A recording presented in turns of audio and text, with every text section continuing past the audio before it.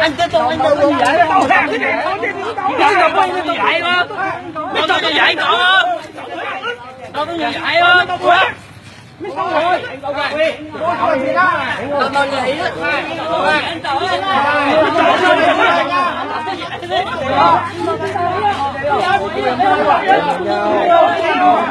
tại chứ chủ cái gì đâu ấy á. Đâu cái chỗ đâu à. Cái gì đâu sao chứ. Sao chú không có đâu á.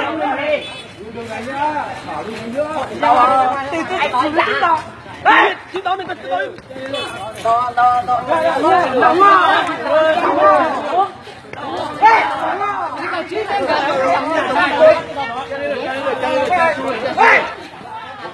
Quay ạ! Đi ra! Tôi chỉ nhớ con em đi làm đường rồi, ngay ạ! Chị Tống, nghiêm túc, thôi! Thôi đi ra! Cái cháu Minh Tống hết! Đưa này! Ê, Minh Tống! Ôi, bảo nó ra từ đầu đéo! Đấy, bọn nó không phải đích kiểu gì đấy! Đây!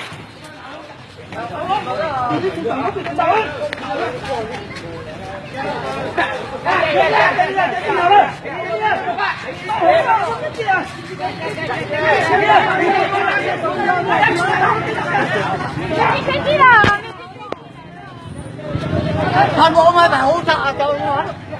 Mẹ cái nó cả.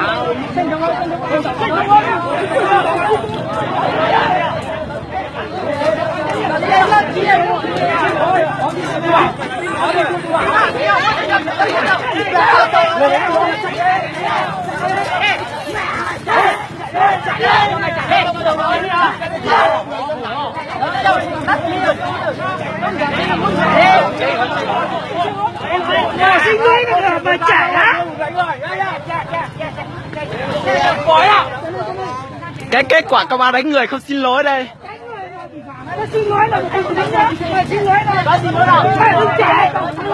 Đại ca đánh người không xin lỗi người dân đây. Đây kết cục đây. Đây là kết cục cảnh cáo cho những người khác mà trong lúc thi hành nhiệm vụ. Đây, đại ca đánh người không xin lỗi, kết cục là vả lại. Bây giờ đánh trả đây, đánh máu đây.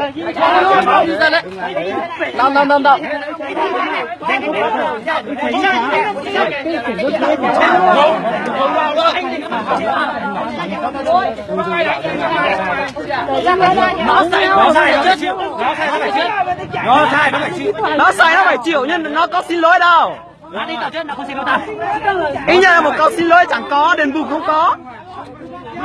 Không phải công an muốn làm gì là làm được đâu. Không ai làm gì đâu.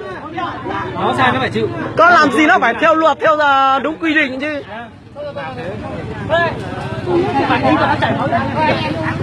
Đừng làm thế anh nói này.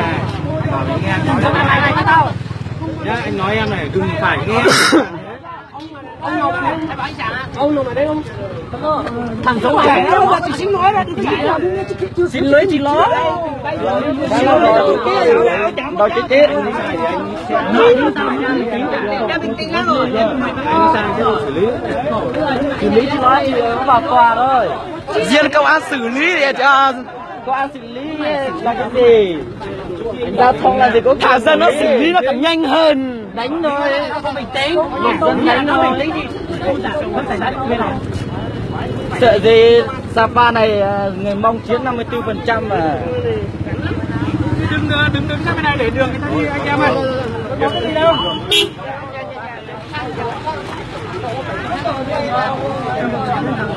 ai cả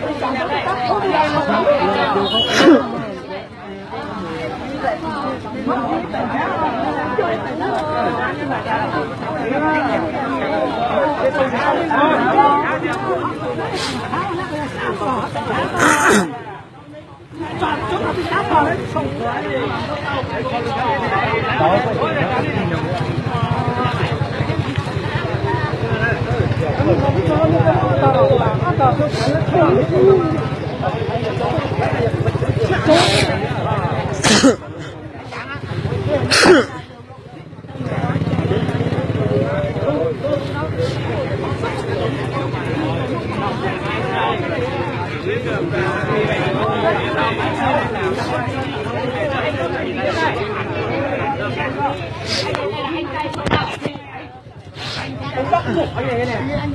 Em cũng không.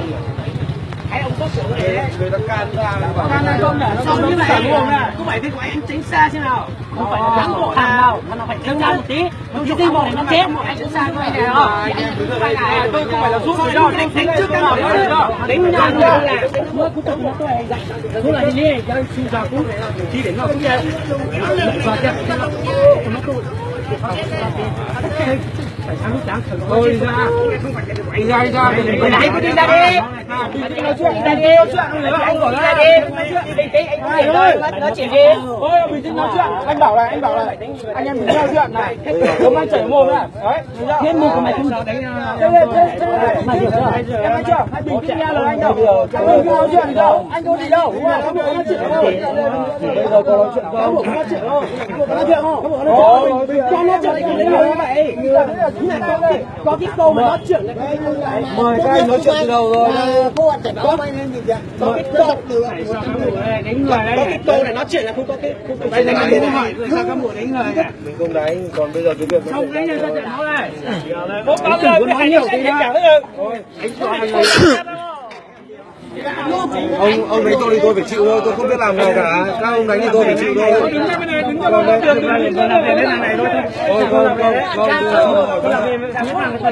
Làm việc thì phải nói chuyện chứ không phải làm việc bằng chân tay.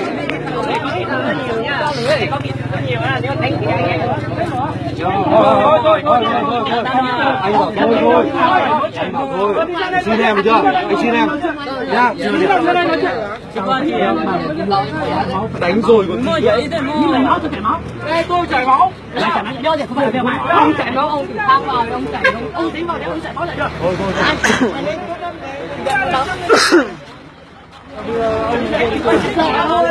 đây quần áo tốt nhất cái loại công an này nó cho nặng vào đi mẹ chú chả là cái điều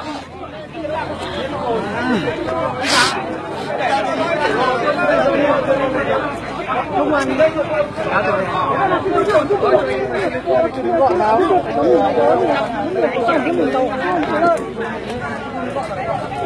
alo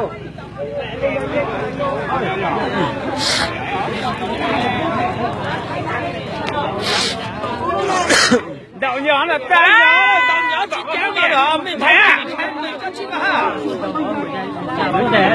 cô bạn đang không xin đậu à tao à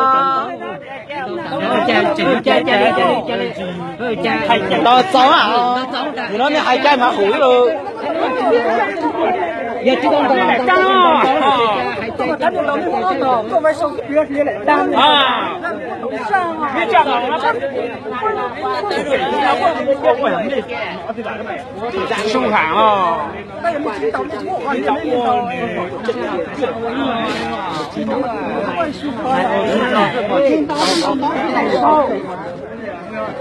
cái này nó khô bây giờ tao nói với chúng mày là bây giờ mày ra bệnh viện đi không bảo cán bộ công an này đánh người dân ra không mẹ bây giờ mày lý luôn có về gì không được không toàn bộ dân để xử lý luôn kiến đây nhé trong cái ông này là công an không phải là phương là tư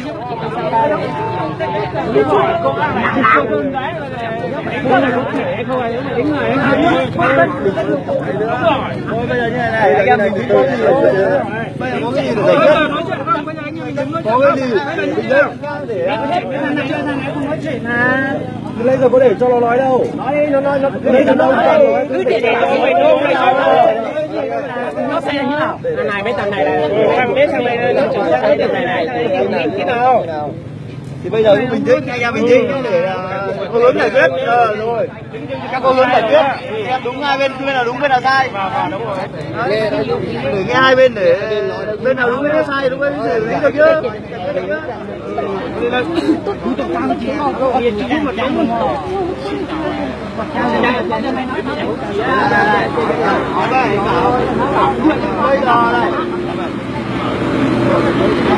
Bình tĩnh thôi. nói bây giờ như này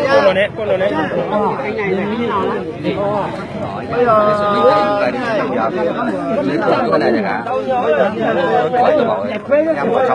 Bây giờ anh em mình cứ chưa biết đầu chứ không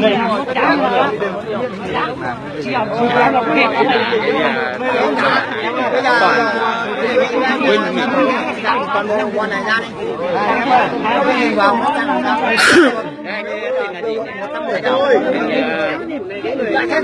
đả cho thằng ấy kia. Tên là gì? Đây, trong này. Nhưng mà tên gì? Tức là trong bây giờ mình đi tao cãi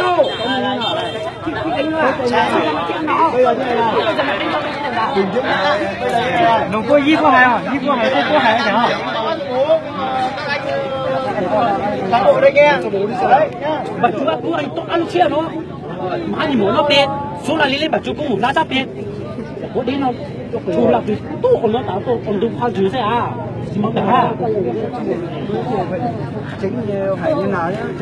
Tôi cười chúng tao đen à. Cám đến tao đi. Đến nhà đến tao à. Bây giờ đây. Đến tao cho không phải này. Đây, bây giờ anh bảo đây. Và em trình bày một tiếng phổ thông đi để mà anh nghe. Nếu anh như nào thì để con giải quyết. Anh trình bày thằng này đi. Thằng này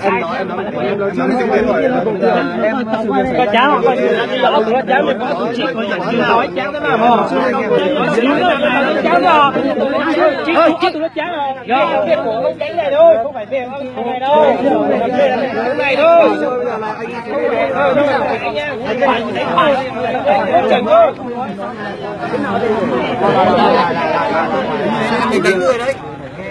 Bây giờ nó đánh tao không được nha. Nếu đánh lại thì cô ăn quen đây làm gì? Bây giờ đánh lại cũng được. Thôi tất cả bên trụ sở để giải quyết. Có quý trắng, sẽ giờ nhân tổng. Giờ có quý trắng, bây giờ nói như này thôi. Bây giờ các chú cũng ăn, bây giờ hỏi thằng này thế nào? Hỏi thằng này đánh này. Hỏi em xong rồi mới hỏi. Nó, nhà nó đánh chết, không phải là nó. Không phải là bên là nó. Tại một con tàu sushi những cái tàu cứ lại cho nhỉ cha đi nó phải. Mì trắng thì tốt lắm mà ta mì trắng trần trần này thực chế một chút mà lo thế mà. Giờ sáng như vậy đen ấy, như vậy giờ người sư cũng như vậy nữa.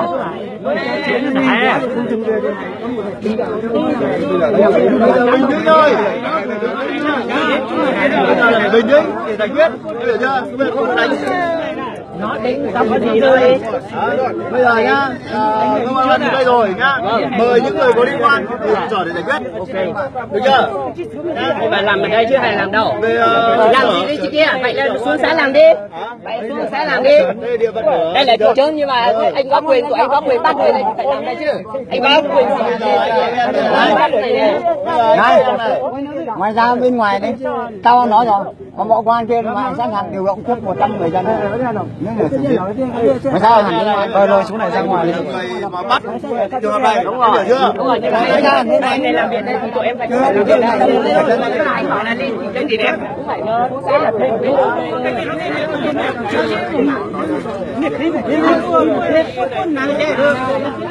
Này tao bảo mày người ta bên ngoài bên đầu quân này một bên mà bên xuyên đó rồi mày ôn nói mày ai vậy? Chẳng luôn. Đi muốn nói chơi hạt đi à.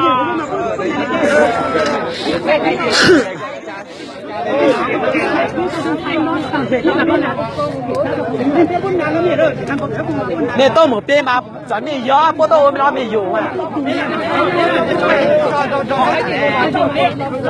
Còn sao thế mà cho mình đâu, cho mình hai sai chẳng đâu mà bảo. Cha cần giá sai rồi chẳng đâu mà. Bây giờ bình tĩnh đi, cả hai bên bình tĩnh đi. Đấy, bây giờ nói chuyện thôi. Thôi chú bình tĩnh, chú ra ngoài đi. Bình tĩnh đã để cho họ nói chuyện đã. Bây giờ ở bên ngoài.